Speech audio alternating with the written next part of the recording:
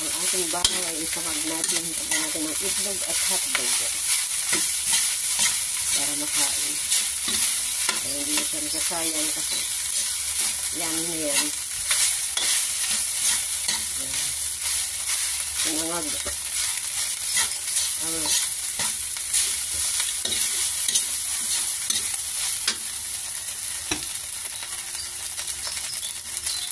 Sinangag.